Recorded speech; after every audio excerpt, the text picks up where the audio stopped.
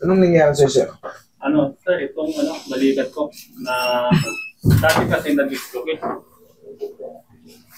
Ang payat na, sir, eh. Kaya nga, pumayat na nga eh. Naibalik naman daw.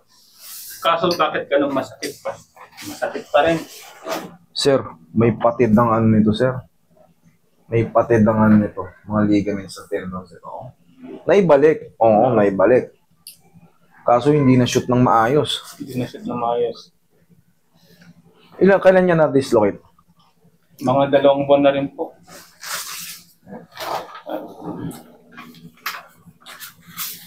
Ito po yung pinaka ibang kwento. Ibang kwento to. Ibang kwento, maraming kwento sa buhay.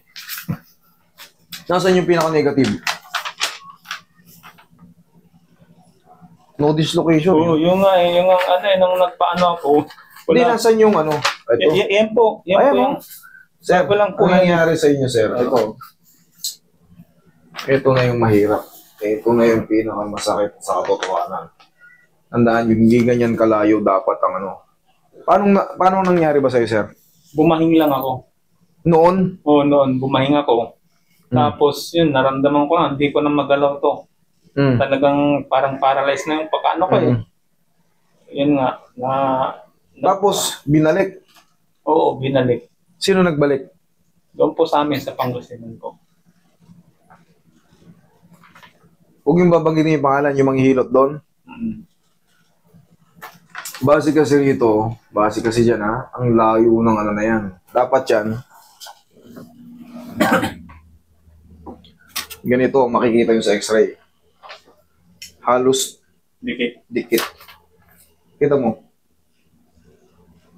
Yung tunay pong nangyari sa inyo, bukod sa atching. Dati kasi to parang masakit na palagi. Nagmula nung once nagpamasahe kasi ako. Parang minasahe, yun na parang, iwan ko, lalong sumakit. Hanggang sa naging parang naging frozen na ako. Hindi ko nga may yun, ikwento nyo lahat. Opo. Pero nung hinilot kayo sa Pangasinan, frozen yan. Frozen na rin po. Yun nga po, ang nangyari dyan, pinilit iangat. Sabi na ibalik. Napunit po ngayon yung ano. Kailangan po yan MRI. Ito po yung sasabi ko, yung kulang sa kaalaman sa ganito. Meron po tayong tinatawag na full thickness tear.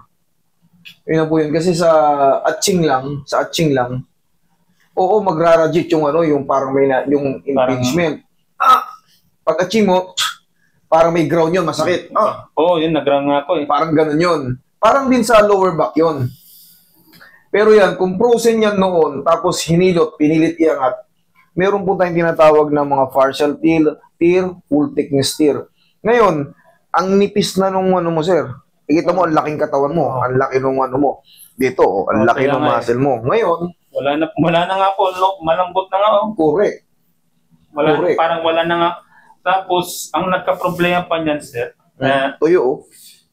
Nung ginanito kasi ako, 1 linggo kaya nagkaroon na naman ng bukol dito. Yan naman, i-explain ko rin yan. Sa siko naman, nakita nyo, talagang kinukontra ko. Kung hindi naman talaga problemado yung siko nyo, huwag nyo i-sling. I-sling nyo man, pero palalayain nyo rin kasi makangawit yan. Ngayon, yung mga tendon at ligaments yan, magkakaroon ng tightness. Kasi hindi nyo nagagano, 1 linggo kayo na gano'n.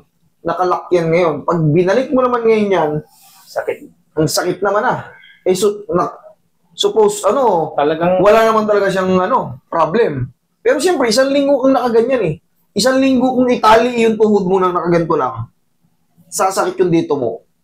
Okay lang sana kung ganito. Ganito talaga eh. Ganito yung pagkakatali. Talagang sa unang araw Siya anong gumagawa niyan eh. Yun nga, yung Tagano na yun. Ganyan din yung pumunta rito. Binibigyan niya ng false hope. Pagka natansyan yung malalim yun dito, hindi yan basta-basta porkit sinabing dislocate, ay pagka dislocate na kagad. Hindi, meron po tayo tinatawag na ligaments at bukol na to, sir. Kaya nga, bukol na nga. Wala ka niyan dati? Wala po. Kaya nga nung ganito nga, 1 linggo, napansin ko ba't kaya parang may nagbumukol na tuloy sa akin. Pero siya ang gumawa nun? Opo. Tinatalian ng ganun? Tinatalian. Mag-iingat kayo sa ganun. Pero wala akong binanggit na pangalan. Pero ganyan din yung hanggang sa lupaypay na. Hindi niya na maangat. Hindi ko nga Sabi, disgrasya yun sa motor. Yun siya sabing Paul Soap. Na disgrasya sa motor yung tao. Tumama yun dito. Napatidan ng hindi iba kasi hindi kayang i-explain yung mga ganun, yung mga ligaments sa tendons. Ngayon, napatid yun. Siyempre, pag ginanon mo, mukhang shoot na. Bitawan mo. Ngayon, ang gagawin niya, para makita nakaangat, i-hold. Tatalian ko. 1 linggo kang nakaganon. Ngayon, tignan mo epekto. Ang gagawin dito, pinaka-the best na yan, MRI. Para malaman nyo kung ano yung mga napatid na mga soft tissue. So, pagka ganun, hindi kayo double damage. Ma-actionan yan. Kasi pag dinaya yan, dinaya ng sa mata. Kasi yan, hindi naman talaga dislocate yan. Yan, naririnig mo, gumagalaw. Pero pag hinayaan ko, ayan, lulubog na naman. Toink. Ayan, shoot na naman. Wala na. Pero pag inalis ko yung kamay ko, yan yung mga pandaya sa atin. Ako, bahala sila magalit sa akin. Ang mahalaga, yung tao, nasabi ko yung totoo, ang ano nangyari, base sa assessment. Kasi, pwede kong sabihin din, ayan, ibabalik ko. Tignan mo, gaganunin ko lang, Ayan, shoot na. Wala na, Ganyan na, i-hold ka ng ganyan. Alisin mo na yan, sir. Alisin mo na yan. Paul Soap yan, kumbaga, paaasahin mo yung tao. Ang mangyayari dyan, double damage na yung tao. Hinold mo ng 1 linggo, ngayon, nagka-problema kayo yung siko. Ngayon, ipapacheck up pa ito ngayon. Ang laki, Laki na nga bawal din naman pindot-pindotin yan. Kaya hindi ko rin ginagalaw po. Ang magiging diskarte natin dito, sir, ipa-MRI nyo to, sir. Ngayon, siyempre, titignan kung may napatid na mga, may mga na-rupture na mga tendons. Tendons and ligaments, litid. Iba, yung tendon sa mga kasi, wala yung muscle, Wala nga nanging malampot na nga lahat Pero doon nangyari yan. Siya rin ang kumana ng Frozen. Sino kumana ng Frozen? Wala, hindi na ginamot yung Frozen kasi. Akala ko kasi, parang... Okay na nung tinalian. Yun nga yung Paul Soap ang tawag doon. Paul Soap. Paul's Hope. Kasi dapat, parang tinis mo, kung talagang bumalik, di sana ginamit ko lang muna para at least alam ko na bumalik. Hindi, pagka, nakita nyo pagka dislocated, sige, ganunin mo. Nagaganon na. Hindi yung naka-hold. Kasi pag na-shoot na yung socket nun, yung head humerus, na-shoot na sa pinaka-junction nun, lalagutok yun Kakainin niya ng maayos yun. Kumbaga, meron talagang mga gumigrip dyan na tinatawag na rotator cuff na mga tendons and muscle. Kahit hindi mo i-hold, kusa nakaganon na yun. Pero siyempre, iingatan mo lang yung magbuhat ng may bigat. Pero ito, sir, malamang, hindi ko na kaya to, sir. Hindi ko na kaya to. Ayan, Kahit iangat ko yan, dadayain ko, ayan, tatalian na rin kita. Hindi. Pero susubukan kong iangat pa. Pag ganon, i-grip ko to rito. Tapos, tuturuan kita ng exercise mo. Ipupush up ko to ng ipupush up para mag-recover yung deltoid. So, pag nag-recover yung deltoid, sisikip ulit yan. Kasi kahit nakaganyan lang, ayan, pwedeng iganon lang, ayan, mataas na ulit, pero, ayan, ayan, boom, lining, ayan, pag ginanyan, ayan, hindi na naman dislocate. Paul Soap, tigilan mo na yan.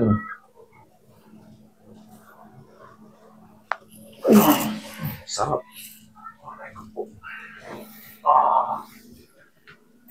Yan ang yan yung adjustment na mayroong patutunguhan. In a few seconds, kailangan yan, yung maramdaman mo habang lumilipas yung segundo, hindi pasakit ng pasakit. Pero pag pasakit ng pasakit yan, ibig sabihin, I'm wrong. Ibig sabihin, na-dislocate ko kayo. Pero pag yan, habang tumatagal, wala lang. Tumunog lang. Ibig sabihin, sumot yung posisyon na yun. Ngayon, ang gagawin mo rito is push up. Push up mo nang nakadapa ka lang. Yung sa higaan lang. Wala, laglag na laglag. Pero, meron pang umusog yun doon. Yung ganyan yung itsura, di ba? Yung dulo, sumot yun. Pwede kong i-shoot pa yan ng ganon. Ayan, shoot ng ganyan. Pero hindi ko natatalian yung dito mo. Kaya ang gagawin mo dyan, pumili ka ng muscle tape. Muscle tape. Paano? Yung pang-angat. Ang kabit nun, o kaya shoulder strap. Meron po ako nun. Yung parang supporter. Ayan pala, meron ka yan. Akin na. Para hindi apektado yung siko. Kasi pag isang linggo kang ginrip ng ganyan, bakit hindi nyo man inunat? Sabi niya kasi, wag mong galawin. Sabi niya kasi baka makulog na naman. Kulang yung kaalaman. Siyempre, sa takot ko naman po, sir, na... Siyempre, maniniwala kayo sa ano. Na bumalik na naman, siyempre, ayaw ko na po kasi yung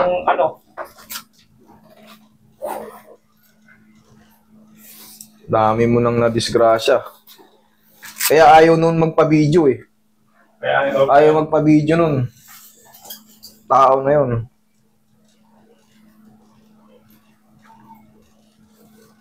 Ayaw magpa-video nun.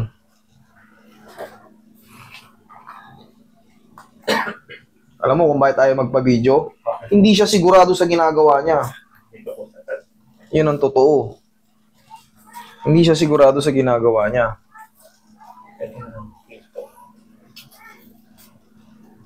Pag mga ayaw magpa-video, sa akin, wala. I-record nyo lahat.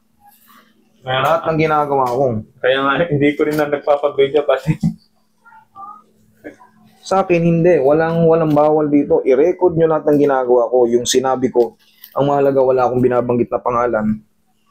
Tsaka sa inyo naman galing kung saan yung kanina eh. Kung saan kayo galing. Siyempre, iyan.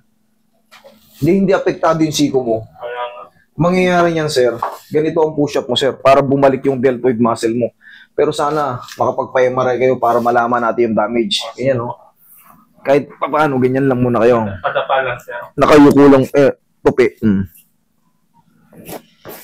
O kung makakabuka kayo ng ganyan, yan, no? Para masuportahan lang muna. Parang lalong mahirap, sir, kasi may bukol-bukol dito eh. Ay, oo nga, no? Isa pa yun, no? Lagyan nyo ng unan. Hindi, lagyan mo ng unan. Ganto.